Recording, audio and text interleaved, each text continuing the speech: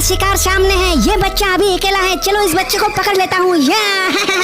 अरे पिंकी, ये चुड़ैल मुझे पकड़ लिया, बचाओ। अरे ये क्या, ये तो वही चुड़ैल है बच्चे को अगवा करने वाली। मुझे जल्दी से लकी मैन को बुलाना होगा। लकी मैन सुनो। क्या हुआ, क्यों बुला रहे हो? मेरी बहन को चुड़ैल ने पकड़ लिया है, प्लीज उसे बचाओ। ठीक है, मैं तुम्हारी बहन को जरूर बचाऊंगा। अब देखना लकी मैन उस चुड़ैल को चिट्टी की तरह मसल देगा। अरे शैतानी चुड़ैल, आज तेरा आखिरी दिन है। लकी मैन, मैं तेरा ही इंतजार कर रहा था, आज तो बदला लेकर रहूंगा। तेरी इतनी हिम्मत, रुक जा। या पावर फ्लाई। याहू! अरे ये क्या, मेरी पावर खत्म हो रही है। दोस्तों, लकी मैन का पावर बढ़ाने के लिए जल्दी से लाइक सब्सक्राइब करो।